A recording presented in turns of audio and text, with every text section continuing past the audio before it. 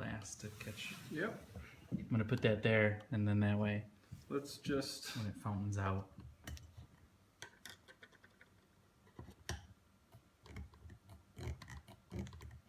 How old is this?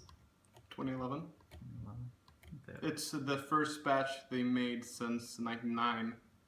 And now they released one 2015. Here we go. Woo! It didn't explode. No. Just smell that.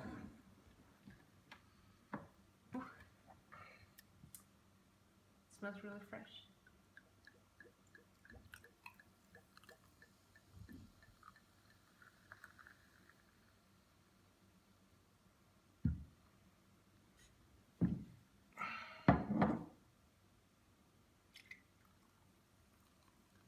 Ooh. So I never know what to say. So you just make sounds? You just moan into the camera. Oh yeah. Oh yeah. Oh, look at it. It's so. Oh my god, I can smell it. Yep. Yeah, it smells like fresh raspberries. Yeah. That's cool. Yes. Yeah. Explain again why it's so rare. The framboos. Well, hopefully your viewers will know. They won't. No. Okay. No, I don't know if they will now. Well, I didn't know. No. Yeah, well, I was surprised about that. I don't know a lot about lambic. I don't know Well, the thing was, rarities on lambic. Before 2011, actually, the Fonteinen Framboos was the highest rated fruit lambic and one of the absolute highest rated lambics of all time. Woo. Yeah, and it was a total ghost whale. It was literally nowhere to be found. And this is the 2011. That was 2011. So, Drikkeriet in Denmark and Porter, they did a collaboration with Amand at Fonteinen. So together, when Migla had their first had his first Copenhagen beer celebration, they did an event on the side called Sour and Bitter, and they released, and only there they released this beer for the first time in 12 years. So that was a huge thing back then. And so this one is obviously not as rare as the 99, which is... You say it doesn't exist anymore, basically. I mean, it basically doesn't exist. There was actually one when we were in Belgium, 1.5 years ago, on our honeymoon. The Hen van Liederkerke, the famous lambic bar. Lambic bar, yeah. They actually had it on their menu. But of course... How much did it cost? It wasn't pretty expensive. I think it was 250 euros. Okay. Which, I mean, considering what it is pretty okay. But we didn't have much time to woo them with our other orders, so they wouldn't sell it to us.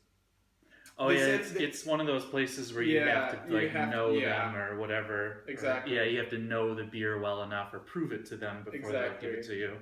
But I mean, this one is still super rare, but not as rare. Now you're talking it down. I am. It's not like 2015, which came out.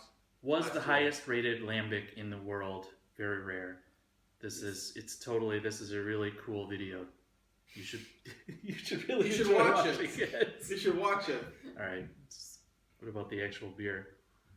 It's pretty bad. I mean, it's terrible.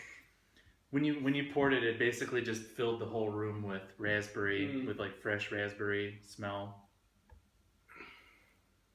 Yeah, you're right. It does have that really like jam. Jam, yeah, raspberry jam. But like without all the sugar. Not like a real raspberry jam. I mean, comparing to maybe Cantillon's and the Cam's offerings, it's where they have a much fresher and fruitier raspberry aroma. This one has more of a jammy, jammy type. I would agree with that.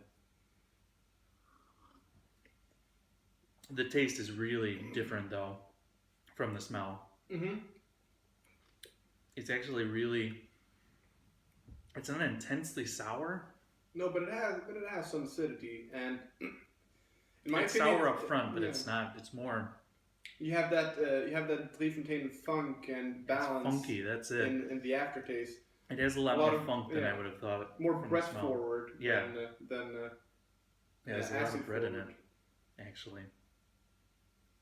It's really nice. The raspberries, yeah, it's more like you just pulped raspberries and ate them rather than like some of the frambois lambics are more kind of like raspberry soda like. Yeah. Yeah, and this Say one is that. much more like just straight up raspberries.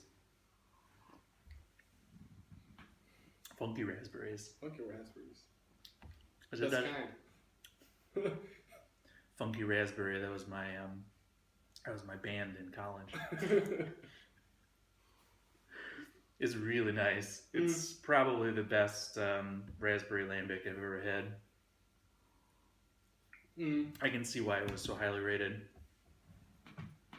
And I mean, it was. I had it when it was fresh on that event, and I've had it a couple. This is my last bottle.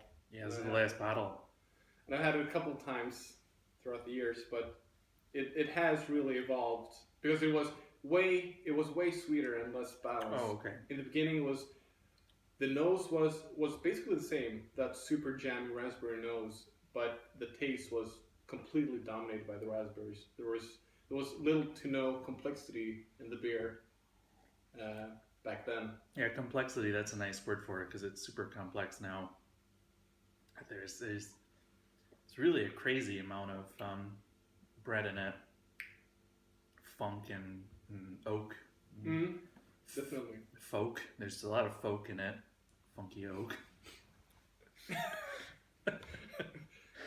I swear this is my first beer today. Well, technically not. There was that other one that we poured down. Oh yeah. We don't talk about that one. Let's forget that. Yeah, man, it's really nice. Yeah, I'm not gonna. Thanks for sharing it. Yeah. Thanks Welcome. for videoing it. I'm gonna. No, I'm not gonna. No. We've already been told not to touch the bottle. Think about the sediment. Jiggle. We're not jiggling the sediment. Jerking the sediment. Oh, jerking the sediment. Don't jerk the sediment, you guys. Cheers.